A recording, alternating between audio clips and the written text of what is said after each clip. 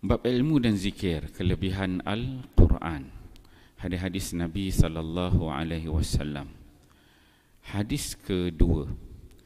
An Abi Dzar Al-Ghifari radhiyallahu anhu qala qala Rasulullah sallallahu alaihi wasallam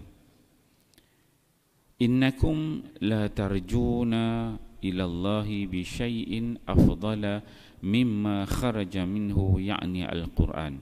Rawahu Al-Hakim wa qala hadha hadis sahih al-isnad wa lam yukhrija wa wafaqahu Al-Dhahabi. Sayyidina Abu Dzar Al-Ghifari radhiyallahu anhu berkata, Rasulullah sallallahu alaihi wasallam bersabda, sesungguhnya kamu tidak akan dapat kembali kepada Allah Subhanahu wa ta'ala dengan sesuatu yang lebih afdal daripada apa-apa yang keluar daripadanya sendiri, iaitu Al-Quran. Mustadrak Al-Hakim.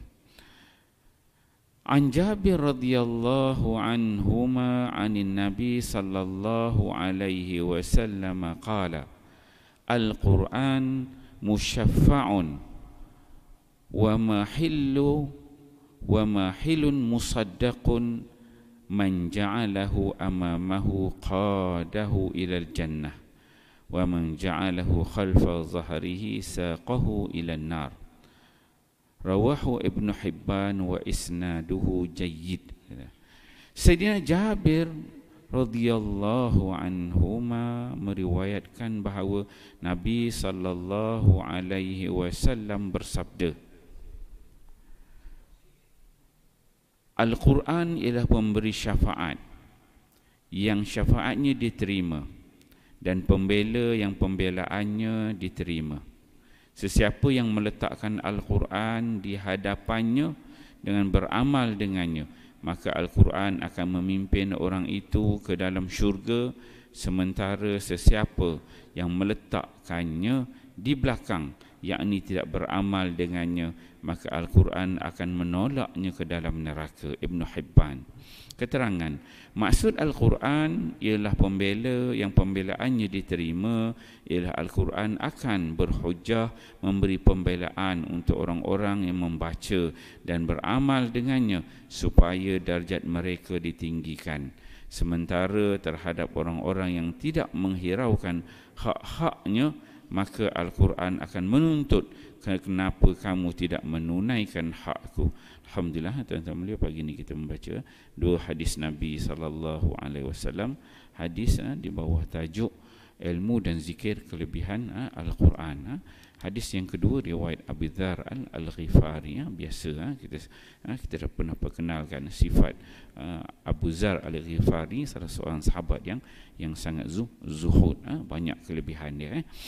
Dalam hadis ini dia mengatakan Rasulullah sallallahu alaihi wasallam menyebutkan bahawa sesungguhnya kamu tidak akan dapat kembali kepada Allah. Innakum la tarjuna ilallahi bi syai'in. Kamu tidak akan kembali kepada Allah Subhanahu wa taala bi syai'in, dengan sesuatu pun. Maksudnya kita ni takkan kembali, yakni bertemu dengan Allah, kembali kepada Allah setelah kita mati dengan sesuatu pun, kata Nabi, afdala mimma kharaja minhu ya'ni Al-Quran. Yang mana kita bertemu dengan Allah tu lebih baik keadaannya dengan apa? Mimma kharaja minhu ya'ni Al-Quran. Lebih baik keadaannya kalau kita ini dapat memegang, mengamalkan Al-Quran dan berpegang dengan isi kandungan Al-Quran. Maksudnya kita ni kalau nak kembali kepada Allah Subhanahu Wa Taala, tak ada cara lain yang lebih betul, yang lebih tepat untuk mendapatkan kasih sayang Allah, keridhaan Allah, melainkan apabila kita berpegang dengan Al-Quran. Itu hadis yang kedua. Kemudian hadis yang ketiga, hadis daripada Jabir. Jabir bin Abdullah. Pernah kita ceritakan siapakah Jabir ni, antara figure-figure yang penting di kalangan para sahabat yang meriwayatkan hadis. Dalam hadis yang ketiga ni Nabi sallallahu alaihi wasallam menyebutkan, yang pertama dikatakan Al-Quran musyaffa'un. Al-Quran itu sifatnya dia memberi syafaat. Quran itu dia memberi syafaat yang syafaatnya diterima. Padu kita nanti semua ni akan bertemu dengan Allah Subhanahu wa taala di hari akhirat. Dan di hari akhirat nanti macam-macam jenis syafaat yang ada. Syafaat daripada Nabi sallallahu alaihi wasallam, syafaat itu, syafaat ini, ada beberapa jenis syafaat yang ulama gariskan, dan di antaranya kata Nabi sallallahu alaihi wasallam ialah Al-Quran. Al-Quran ini dapat memberi syafaat, satu.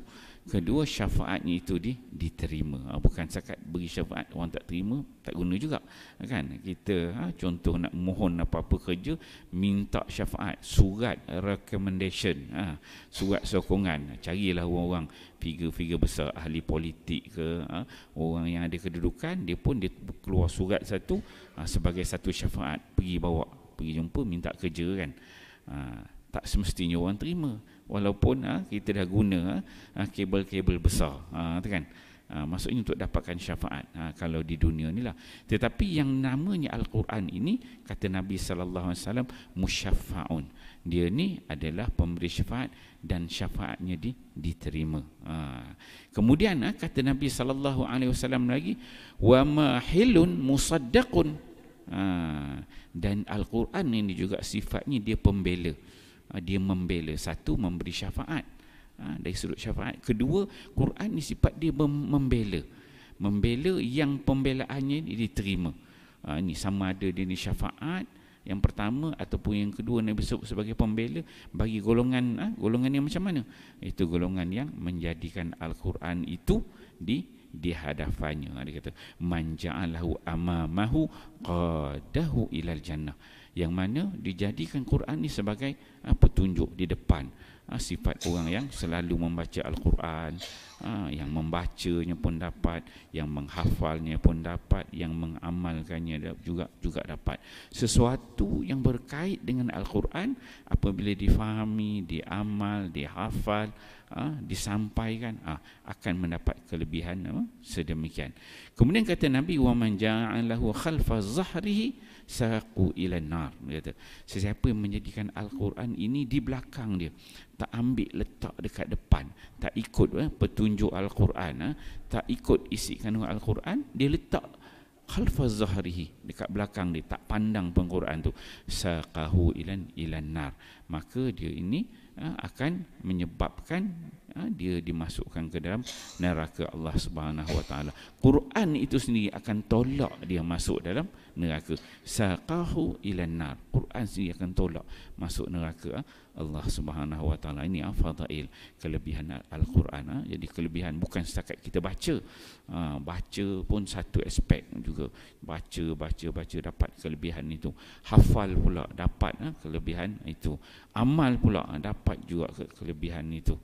Sampaikan dapat juga kelebihan sedemikian. Jadi sesuatu yang berkait dengan Al-Quran ni, semua angle-nya itu Allah Subhanahu wa taala berikan kelebihan-kelebihan yang ada dalam Al-Quran. Kalau kita tak mampu dari satu sudut, mungkin kita mampu sudut yang lain. Bukan semua orang mampu untuk hafal Quran. Quran ni payah nak hafal, kan? Tak mampu hafal, kita baca, istiqamah, terus baca, kita amalkan.